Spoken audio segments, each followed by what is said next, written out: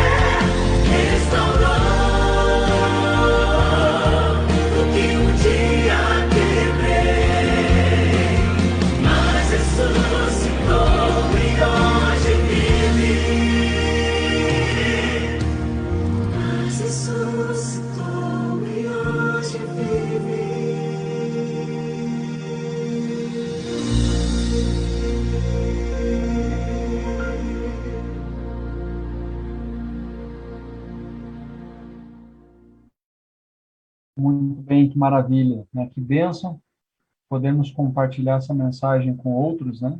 E que bênção podermos ser alcançados também por esta maravilhosa mensagem.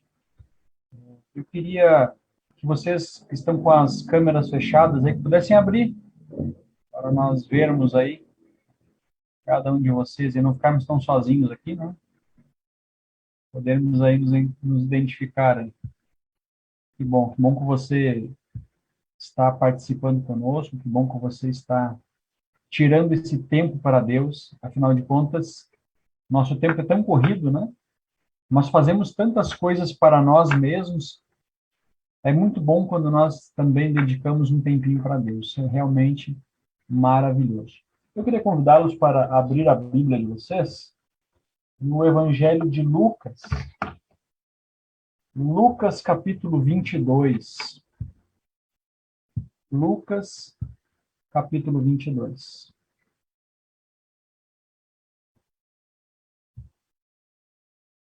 Enquanto você vai abrindo aí, eu queria fazer uma pergunta a você.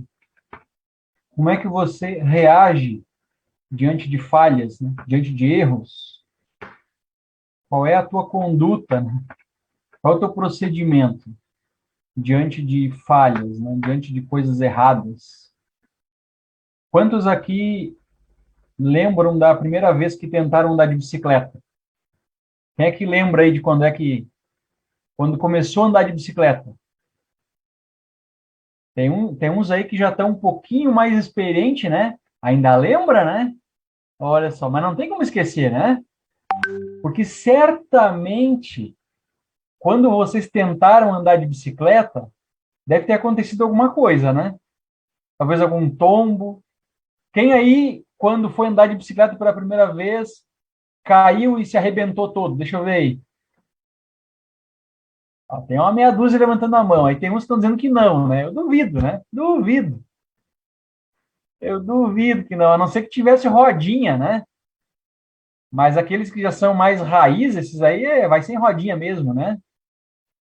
Mas provavelmente você que começou a andar de bicicleta deve ter pulado na bicicleta, mas não deve ter decolado a primeira vez assim, sem ralar os joelhos, pelo menos, né?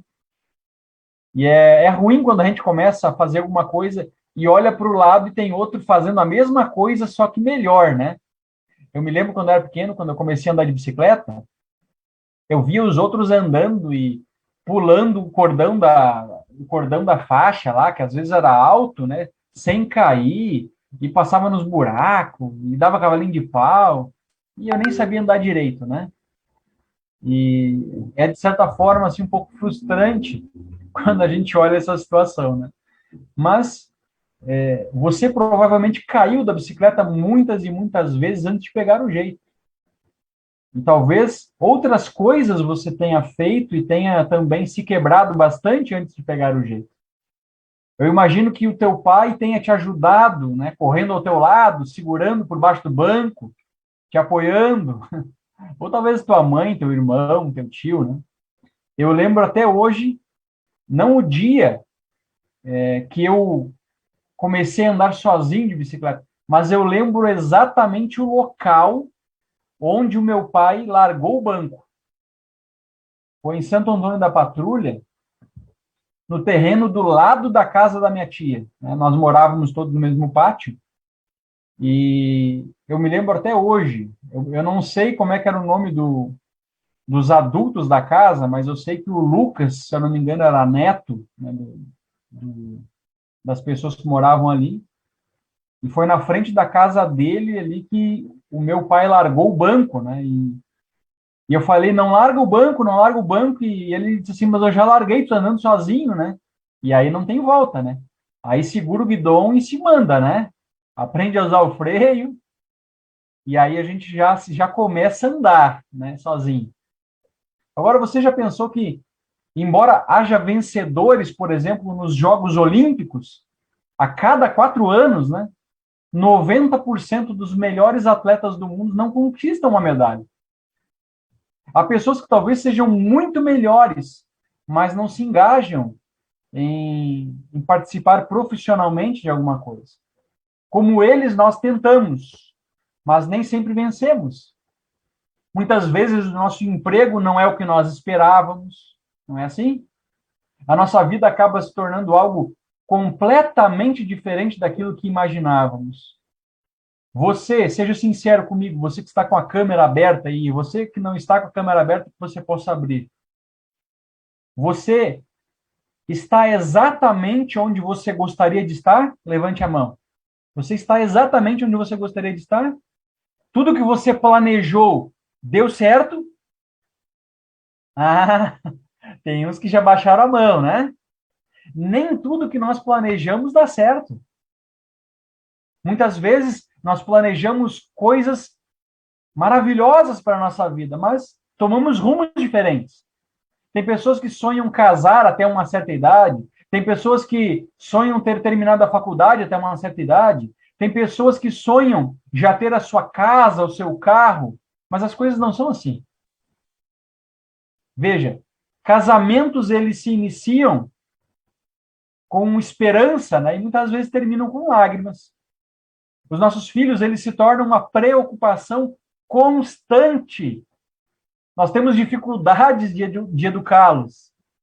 Eu e a minha esposa, quando não tínhamos filhos, era muito fácil educar. Era muito fácil. Nós educávamos o filho de todo mundo. Mas quando a Maria Clara nasceu, aí a gente começou a sentir o aperto, né? Aí já não é tão fácil. Agora, veja a situação do nosso país, né? Os políticos, né? Muitas vezes nos decepcionam. Muitas vezes. Amizades são traídas. As orações, muitas vezes, parecem não serem respondidas. A gente até brinca em algumas vezes, né? Parece que a minha oração hoje não passou do teto, né? Porque não são respondidas. Mesmo as coisas que conseguimos alcançar muitas vezes acabam nos decepcionando. E há uma sensação de falha, né? Que nunca está longe da superfície. A Bíblia, por exemplo, ela registra muitas falhas de seus personagens, mostrando a vida como ela é. E é por isso que a Bíblia ela é tão bonita, porque ela não mostra só coisas impossíveis, ela mostra coisas reais. A Bíblia é sobre pessoas reais. Hoje, alguns dos personagens bíblicos não são lembrados por seus sucessos, mas antes do sucesso houve também o fracasso. Olha aí o meu xará, né? Jonas. Ninguém lembra de Jonas por ter pregado para Nínive e levado a salvação a toda a cidade. Mas lembram de Jonas por quê? É o profeta fujão, né? Eu até brinco, né? Eu não sou o Jonas que foi engolido pela baleia, eu sou o Jonas que, de certa forma, foi vomitado por ela, né? E ainda assim, o Jonas que foi vomitado pela baleia, ainda. E aqui eu quero fazer um parêntese, né? Eu estou falando baleia, mas a Bíblia não fala baleia, ela fala de um grande peixe. Mas o Jonas que foi vomitado por esse grande peixe, ele ainda assim não fez tudo conforme Deus gostaria, porque ele se escandaliza com a salvação do povo de Nínive, né? Ele queria que todo mundo realmente morresse, né? Então veja, né? Algo que não é o ideal, mas está ali na Bíblia, para nos mostrar que assim como eles, nós também podemos passar por estas coisas. E um dos personagens que eu gostaria de comentar hoje é sobre Pedro. Jesus, ele foi traído por Judas e preso quando eles estavam ali no jardim de Getsemane, como nós vimos ontem, né, de acordo com Lucas 22. E no verso 54, nós lemos que, então, prendendo-o, levaram-o e introduziram na casa do sumo sacerdote. Pedro seguia de longe. Para ser justo com Pedro, ele não era o único discípulo que estava mantendo distância, né? Na verdade, o outro discípulo era João. Os sacerdotes, eles reconheceram João como bem conhecido discípulo de Jesus e deram-lhe entrada na sala, esperando que, ao ele testemunhar tudo aquilo que Jesus estava passando, toda a humilhação, né, daquele que era o seu guia, no pátio fora feito um fogo, né? Pois era a hora mais fria da noite, mesmo antes do amanhecer.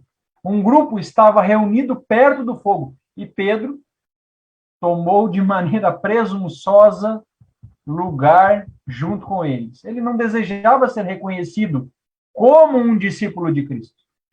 Então ele decidiu, de maneira muito cuidadosa, se misturar com a multidão. Esperava ser tomado por algum dos que levaram Jesus para a sala.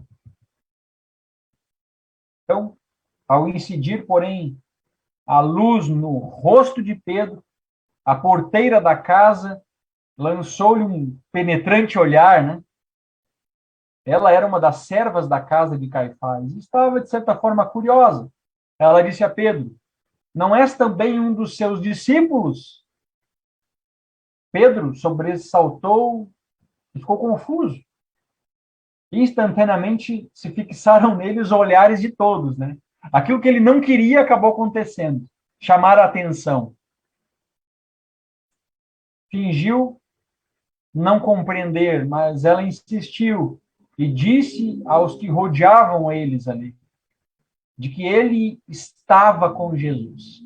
Pedro sentiu-se então forçado a replicar aquilo que ela estava falando de maneira zangada. Ela disse: mulher, eu não o conheço.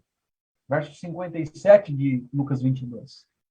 Foi a primeira negação. E imediatamente o galo canta, primeira vez. Algum tempo depois, alguém repetiu a acusação no versículo 58. Também tu és dos tais. Pela segunda vez, ele foi notado e acusado de ser seguidor de Jesus. Pedro respondeu de maneira instantânea: homem, não sou. Pedro não apenas negou ser um dos seus discípulos, mas também negou conhecer Jesus Cristo. A negação final, ela acontece uma hora depois, e podemos ver no versículo 59, que um outro homem afirmava: também este verdadeiramente estava com ele, porque também é galileu. E o Evangelho de Mateus, no capítulo 26, no verso 73, acrescenta alguns detalhes a essa cena que nós estamos acompanhando em Lucas. E nos indica que foi o sotaque de Pedro que o denunciou. O modo de falar o denuncia. E diante dessa situação, Pedro se exaltou. Os discípulos de Jesus, eles eram notados pela pureza na linguagem, né? E para enganar bem os interlocutores e justificar o aspecto que estava assumindo, Pedro negou então ao mestre, ao amaldiçoar, então jurar. Assim como você não precisa gastar muito tempo para dizer que eu, por exemplo, não nasci no Nordeste, ou que uma pessoa que veio da Bahia não nasceu no Rio Grande do Sul, o sotaque de Pedro acabou denunciando ele da mesma forma. Eu quero contar aqui para vocês um pequeno detalhezinho da minha passagem, né, lá pela Bahia. O interessante é que na Bahia, pelo menos no lugar que nós morávamos, não havia preço nas coisas na feira, né? Nós chegávamos na feira e perguntávamos: quanto é que está isso daqui? E as pessoas ali diziam: está tanto, né? Custa tanto. Lá eles não falam custa tanto, né? Eles falam tá de quanto, né? Tá de quanto isso? E em um determinado momento, quando nós fomos para a Feira de Santana, nós fomos no Ceasa de Feira de Santana. E lá nós estávamos olhando ali algumas frutas. E aí perguntamos o preço do mamão, se eu não estou enganado, e ela falou lá um valor para nós. Nós achamos um pouco caro e fomos dar uma olhada nas frutas um pouquinho do lado. Nisso chegou outra pessoa e perguntou o preço do mamão. Ela deu um valor mais baixo. E aí eu fiquei louco da vida, né? Conversei com a Michelle e digo: mas estão querendo passar a perna em nós, né? Estão querendo cobrar mais. E aí nós nos ligamos, né? Porque nós tínhamos muitos colegas que nasceram na Bahia, né? E eles disseram, olha, quando vocês forem à feira, é bom ir com alguém que seja daqui, porque eles costumam cobrar mais caro dos turistas, né? E como é que eles sabiam que nós éramos turistas? Ora, o sotaque. O sotaque, ele nos denunciava, além de outras coisas, né? Mas o sotaque nos denunciava.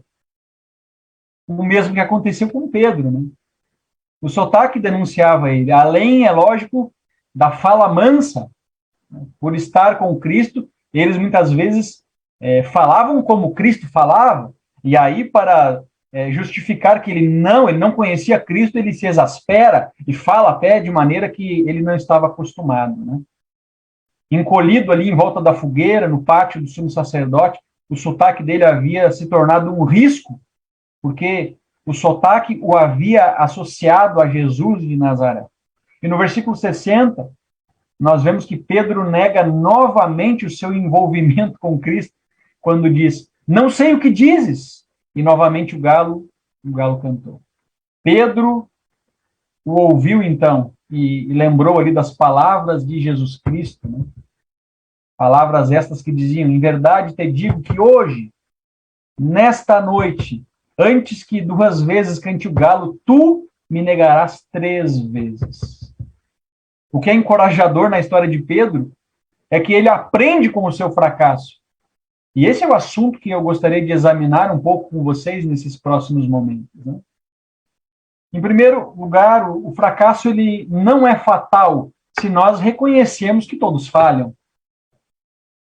Stephen Pyle, né, ele relata alguns dos maiores fracassos da história moderna no seu livro.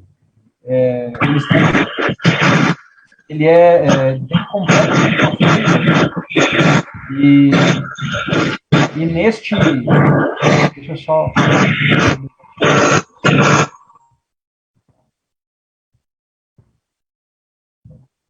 Estamos sem interferências, né? E ele, neste seu livro, ele coloca ali alguns dos maiores fracassos da humanidade. E, por incrível que pareça, ele coloca Albert Einstein, né, que foi declarado um fracasso na matemática. E agora pense, Albert Einstein, um fracasso em matemática, ele era um gênio. Enquanto, eu não quero falar bobagem aqui, mas, se eu não me engano, o QI dele, né, o QI que foi medido de Albert Einstein, deu na base dos 27 ou 30. E isso parece não ser muito, né?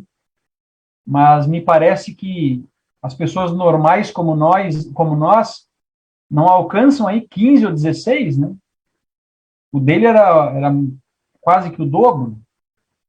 O Winston Churchill também foi declarado um fracasso na escola, e o que se tornou depois, né? O Walt Disney foi dito que ele nunca seria muita coisa na vida, né? E olha só, o Walt Disney hoje é uma marca muito conhecida, né? Então, nós não podemos dar bola para muitas coisas nesse caso, né?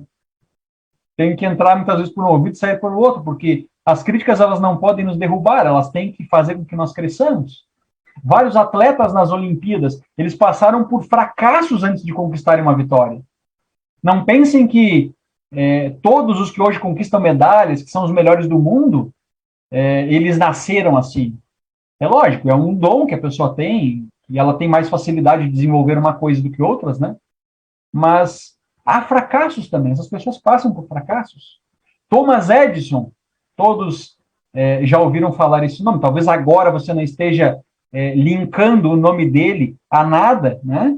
Mas ele inventou a lâmpada elétrica e também a bateria de armazenamento, e vejam, ele tentou mais de 10.000 experimentos para esta produção, né? A produção da lâmpada e da bateria. 10.000 experimentos. Mas no final ele diz, eu não falhei, eu sei 10.000 maneiras que não funcionam.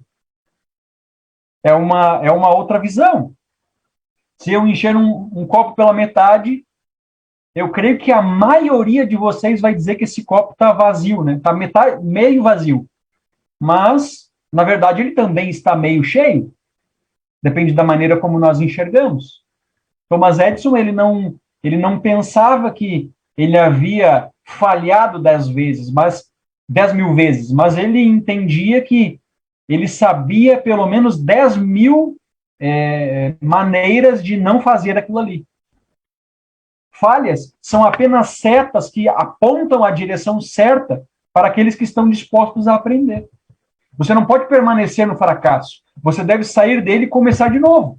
Se você falhou, você deve se levantar e começar de novo. O fracasso, ele não é um ponto final. Muitas pessoas entendem o fracasso como sendo um ponto final. E não é. Ele é um ponto de partida. Ninguém é perfeito e todo mundo falha. Em frente a uma derrota, muitos acabam desistindo. Mas nós devemos enfrentar essa derrota e perceber que nós só falhamos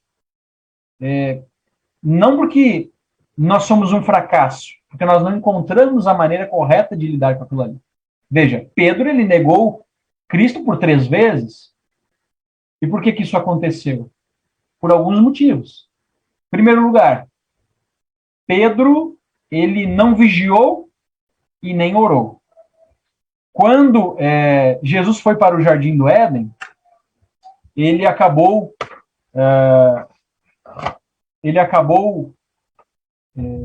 negando aquilo para o qual Jesus o havia chamado. Jesus chamou Pedro, João e Tiago para orarem, para vigiarem. E naquele momento, ele não consegue fazer isso juntamente com os outros 2 discípulos. Não porque ele estivesse cansado, talvez fosse algo que ele já estivesse trazendo ao longo da vida dele, né? Segundo ponto, Pedro, ele seguiu de longe, ele se afastou. Ele não estava perto de Cristo.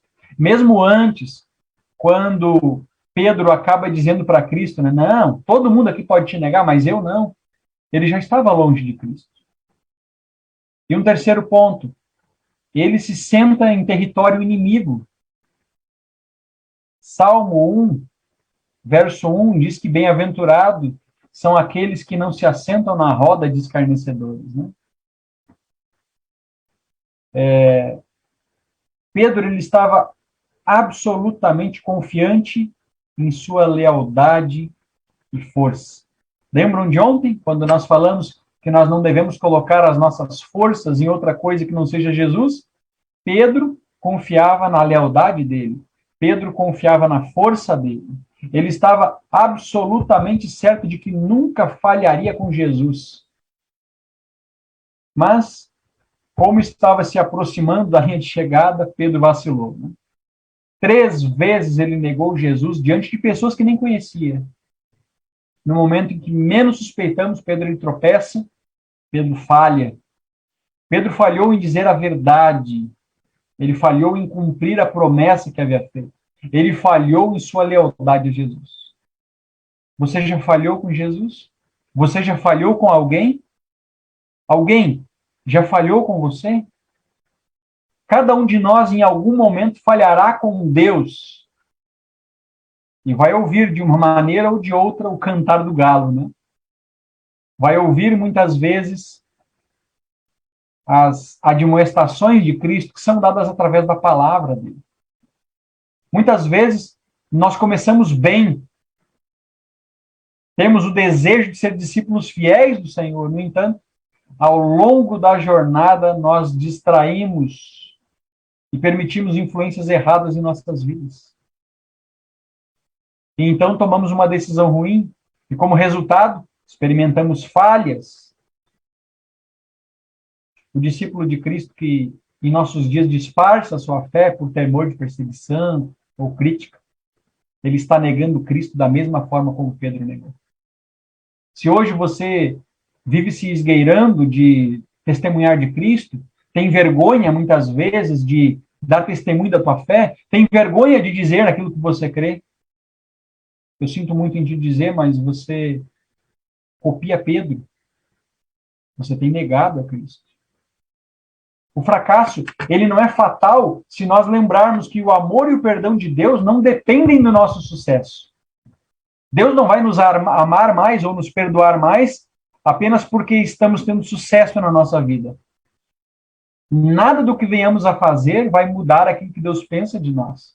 Nada do que viermos a fazer vai mudar o amor de Deus por nós. Não importa como você tenha falhado, não importa que pecado você tenha cometido em sua vida, o Salvador que morreu por você ainda ama você. Ah, mas pastor, você não sabe. Você não sabe o tamanho do pecado que eu tenho. Eu vou dizer duas coisas para você. Eu não sei e nem quero saber. E a outra coisa que eu gostaria de falar para você é que para Deus isso não importa. Para Deus não importa o tamanho do teu pecado. Para Deus importa o tamanho do teu arrependimento. A história do cristianismo é a história de homens e mulheres fracassados que encontraram novos futuros. Pedro é uma dessas pessoas. No versículo 61 do capítulo 22, nós temos uma única sentença. Voltando-se o Senhor, fixou os olhos em Pedro. Jesus virou-se e olhou para Pedro.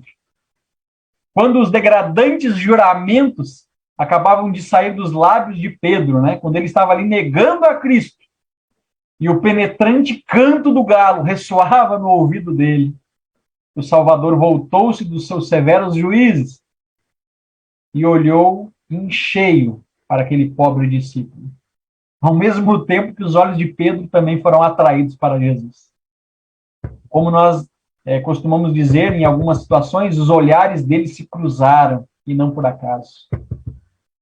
A palavra grega que é usada aqui é uma palavra que denota um olhar intenso. É usada em um lugar das Escrituras para descrever o primeiro olhar de um cego que acabou de ser curado, abrindo os olhos pela primeira vez. Aquele olhar com avidez, né? Com vontade realmente. Foi assim que Jesus olhou para Pedro. Como muitos de nós sabemos, um único olhar pode expressar uma gama de emoções, não é assim? Eu estou falando aqui para pessoas que foram educadas dessa forma. Foram educadas a obedecer não à voz do pai ou da mãe, mas a obedecer o olhar do pai e da mãe. Hoje em dia o pai e a mãe olham para o filho e o filho vira a cara para não olhar no rosto dos pais, né? Mas antigamente, se isso acontecesse, coisas piores aconteceriam. Quando os pais, muito antigamente, olhavam para os filhos, não precisava falar mais nada. Os pais conseguiam expressar apenas no olhar aquilo que muitas palavras poderiam expressar. Será que o olhar de Jesus era de tristeza e desapontamento? Ou era de compaixão e compreensão? Que tipo de olhar Jesus deu a Pedro? A Bíblia não nos diz. Mas seja qual tenha sido esse olhar, Pedro desmoronou. Pedro, ele desmorona em lágrimas. Ele saiu e chorou amargamente. Uma escritora americana chamada Ellen White, ela menciona de que naquele suave semblante leu ele profunda piedade e tristeza. Nenhuma irritação. Porém, se via ali, à vista daquele rosto pálido e sofredor, daqueles trêmulos lábios, daquele olhar compassivo e cheio de perdão, penetrou-lhe a alma como uma seta, como uma flecha. Despertou-se então a consciência, ativou a memória de Pedro, lembrou a advertência. Simão, eis que Satanás vos pediu para vos cirandar como trigo, mas eu roguei por ti para que a tua fé não desfaleça. Lucas 23, verso 31 e 32. Esse foi o ponto de virada na vida de Pedro. Ele lembrou-se das palavras de Cristo, como lhe havia dito, antes que o galo cante, você me negará 3 vezes. Existem muitas ocasiões, meus queridos, muitas ocasiões, em que Cristo poderia se voltar para nós com aquele olhar de reprovação, como olhou para Pedro. Quando nós deixamos de cumprir as promessas ou os votos que fizemos, ou quando ficamos aquém da lealdade que todos os seus discípulos lhe devem. Em reverência, obediência e também em submissão. Quantas vezes nós temos fracassado? E eu vou te dizer uma coisa. Em todos os nossos fracassos, provavelmente Cristo olharia para nós com o mesmo olhar que olhou para Pedro. O fracasso, ele não é fatal se nós aprendemos e crescemos com eles. Aproveite o seu fracasso. Não desperdice. Aprenda tudo o que puder com isso. Toda experiência amarga pode ensinar alguma coisa para nós. Há um ditado que diz que gato escaldado tem medo de água fria. Gato escaldado tem medo de água fria. É ressabiado. Ele olha lá na frente. Ele já tem medo do que pode acontecer. Ele aprendeu com o erro dele. Ele não sabe se aquela água está pelando de quente ou está fria, mas ele sabe que ele vai tomar cuidado. Ele tem medo. O problema é que muitos de nós nos queimamos uma vez e parece que esquecemos a dor da queimadura e vamos de novo, e muitas vezes vamos de novo, e de novo, e de novo. Nós devemos aprender com os erros. O versículo 62 do capítulo 22 nos diz que Pedro saiu e chorou amargamente. Incapaz de suportar por mais tempo a cena, se precipitou, coração quebrantado, para fora da sala. Quantas vezes você não sentiu um peso no coração? Aquela vontade de jogar tudo para o alto, aquela vontade de desistir. Eu creio que esse era o sentimento de Pedro. Ele avança pela solidão e pela treva, sem saber nem para onde ir. Encontrou-se, enfim, no mesmo lugar que na noite anterior Cristo havia sido preso, no Getsêmani. A cena de poucas horas antes sacudiu de maneira ávida a mente dele. E ele se lembrou com remorso que ele chorara e se angustiara sozinho em oração, ao passo que se deviam ter unido naquela probante hora. Eles estavam adormecidos, eles não ajudaram a Cristo.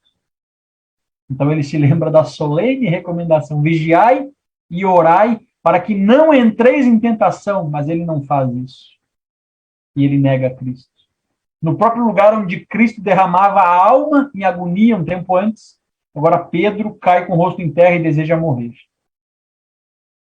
Quando a Bíblia diz que ele chorou amargamente, isto significa que ele chorou com grande remorso. Mas como nós já conhecemos, por exemplo, a vida de Judas, nós sabemos que remorso não é o suficiente, né? Porque esse foi o sentimento que dominou Judas. E foi o remorso que fez com que Judas tirasse a própria vida. Mas Paulo ele nos diz em 2 Coríntios, capítulo 7, versículo 10, que a tristeza, segundo Deus, produz arrependimento e leva à salvação. Veja, meus queridos, o fracasso ele não é fatal se nós deixamos as nossas falhas para trás. Cada um de nós falhará uma vez ou outra. Há pessoas que acham que conseguem alcançar a perfeição e quando não alcançam, se desiludem, ficam tristes. Muitas até abandonam a fé, julgando não ter alcançado o alvo da sua vida. Mas vejam, nós não temos como alcançar a perfeição aqui. Nós vamos errar, uma vez ou outra. Vamos errar. E às vezes até vamos falhar com Deus. E quando nós falharmos com Deus, Satanás ele vai dizer para nós que não existe solução.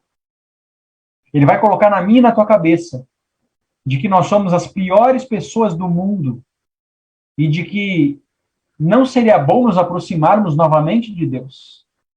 Que o nosso futuro está destruído, mas essa não é a mensagem de Deus para nós. Nunca devemos usar o fracasso como desculpa para não tentar novamente.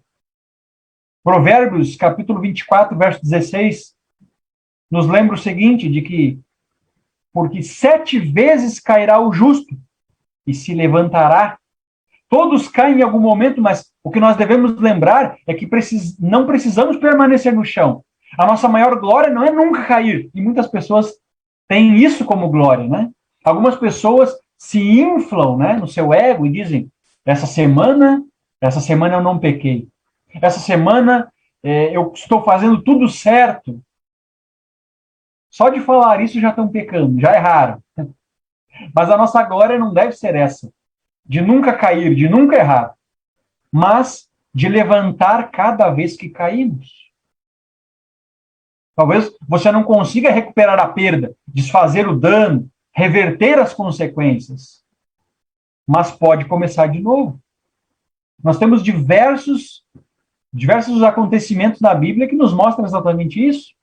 Davi com Batseba, por exemplo, o próprio Sansão, as consequências não foram tiradas, mas eles foram em frente, eles não desistiram. Não podemos desistir, temos que começar de novo.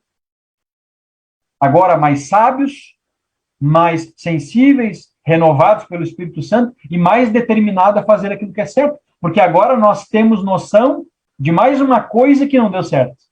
Mais um meio pelo qual não é interessante tentar novamente. Pedro, ele estragou tudo e sabia disso.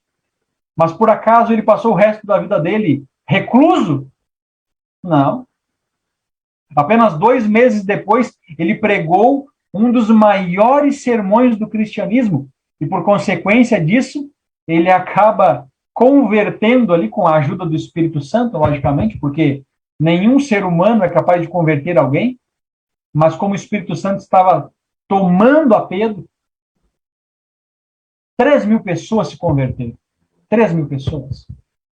A melhor parte dessa história triste é que a história de Pedro não termina no verso 62. Pedro não teve que viver o resto da sua vida com um fardo pesado de tristeza e arrependimento. Em vez disso, Jesus reestabeleceu Pedro e pediu que ele se tornasse um líder da sua igreja. E foi o que acabou acontecendo.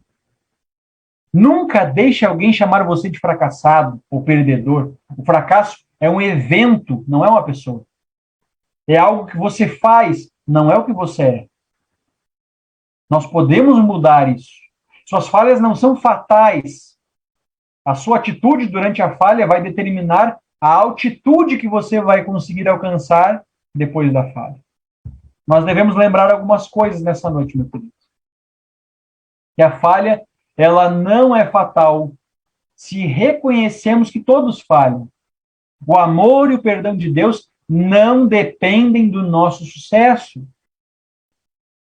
Devemos aprender também a crescer com os nossos fracassos. E devemos colocar as nossas falhas para trás, passar uma borracha e seguir em frente, não ficar se lamuriando diante daquilo que passamos. Você pode estar enfrentando nesse momento algum fracasso na tua vida. Talvez em suas finanças, na escola, no relacionamento com a família, na educação dos seus filhos. Ou na tentativa de talvez de superar alguns velhos hábitos, não é? Qualquer que seja o seu tipo de fracasso, não importa quão crítica é a tua situação, não importa. Cristo, ele é capaz de transformar a minha e a tua vida. E é capaz de transformar também essas derrotas em vitória. E como Pedro, hoje, nós podemos obter a vitória. Você consegue imaginar, por exemplo, um pai amoroso apresentando seus filhos, né? Falando o seguinte: essa aqui é minha filha Ana, ela derramou suco de uva no tapete com 2 anos de idade, arranhou meu carro com 9 anos de idade, nunca tirava boas notas, foi casada 2 vezes, mas se separou as 2 vezes. Ela recebeu em toda a sua vida 4 multas por excesso de velocidade. Você consegue imaginar um pai amoroso falando assim do seu filho? Pais amorosos não memorizam os erros dos filhos. O pai que ama o filho não grava o erro, muito menos o nosso Pai Celeste. Se você está sofrendo e se culpando por erros que você cometeu no passado, você está exigindo mais de você do que o próprio Deus exige. Muito mais. Não seja rude com você. Não seja duro com você, porque Deus não é. Se você quer deixar os seus erros para trás, ainda dá tempo. Sabe por que ainda dá tempo? Porque ainda tem vida. Você está respirando. Você tem condições de fazer escolhas, de tomar decisões. Deixe seus erros para trás. Nós nunca fomos longe demais que não dê para voltar atrás. Tem muitas pessoas que, diante do próprio erro, dizem: ah, mas eu fiz muitas coisas erradas. Se tu soubesse quantas coisas erradas eu fiz e a gravidade delas, você nem estaria conversando comigo. Nós nunca fomos longe demais que Deus não possa nos perdoar. Ah, mas o que eu fiz é muito grave. Deus não pode me perdoar, porque nem eu me perdoaria. E talvez aí esteja o problema. Deus te perdoa. O problema está em você se perdoar. O problema está em você botar uma borracha nessa história. Nós nunca fomos longe demais que Deus não possa nos resgatar. Se você quer aprender mais sobre o maravilhoso amor de Deus, peça ajuda a alguém. Se você não sabe como passar por determinadas coisas, peça ajuda a alguém. Leia mais a Bíblia para ter uma explicação mais lúcida acerca daquilo que é correto ou não.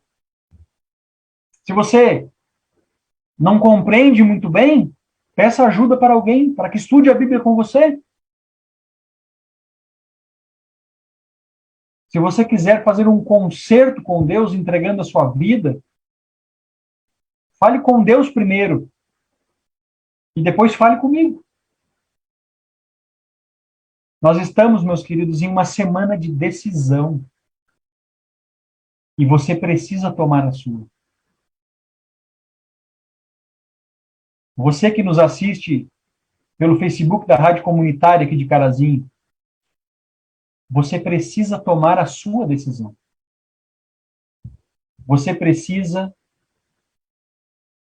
tomar atitudes coerentes com a palavra de Deus. Nós precisamos nos entregar a Deus. Eu quero colocar na tela para que vocês enxerguem novamente o meu telefone, o meu WhatsApp.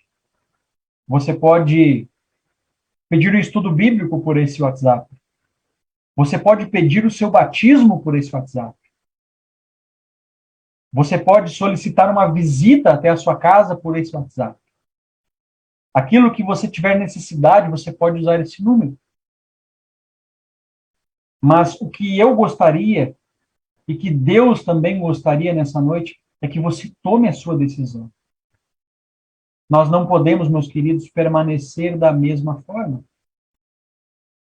Nós não podemos querer resultados diferentes fazendo a mesma coisa a vida inteira. Nós precisamos tomar atitudes diferentes, decisões diferentes. Deus, ele está abrindo um caminho para todos nós.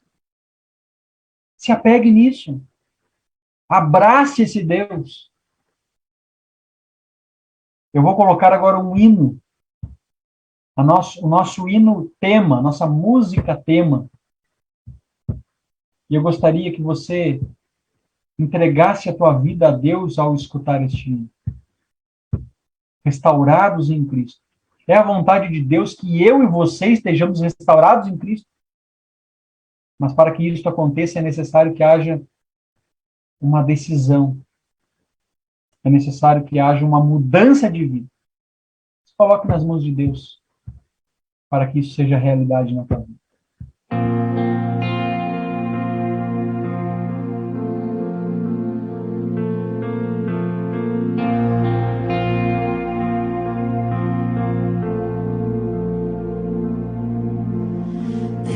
Determinado, carrega sua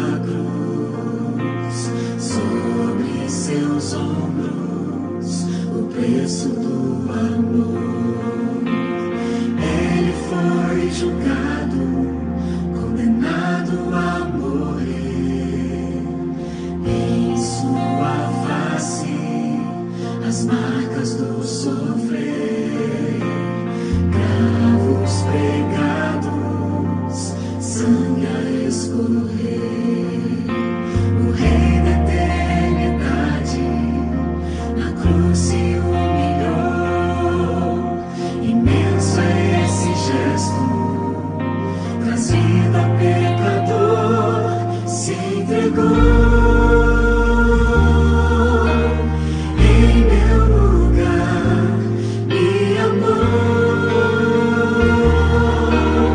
sem eu merecer, restaurou o que um dia quebrei, mas ressuscitou e hoje vive.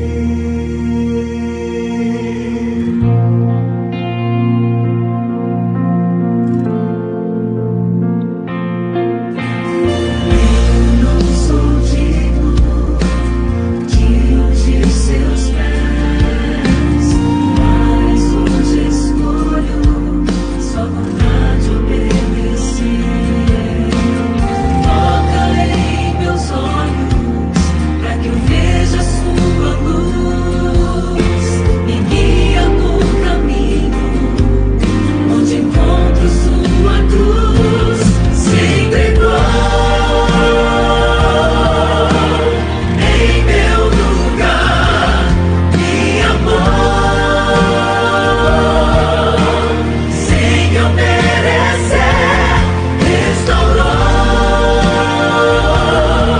o que um dia quebrei, mas ressuscitou e hoje vive. Sou restaurado em Cristo, sou nova criatura, a infinita graça me alcançou. Sou restaurado em Cristo, sou nova criatura, a infinita graça me alcançou. Se entregou em meu lugar, me amou, sem eu merecer, restaurou o que um dia quebrei, mas ressuscitou e hoje vive. Se entregou em meu lugar, me amou, sem eu merecer, restaurou o que um dia quebrei, mas ressuscitou e hoje vive. Mas ressuscitou e hoje vive.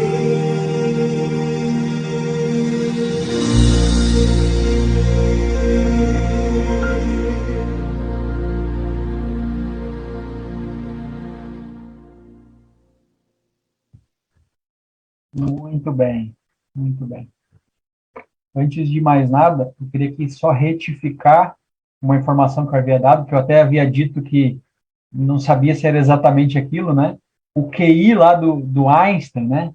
Era de 160 e a média é 100. Então, deu quase elas por elas ali, né?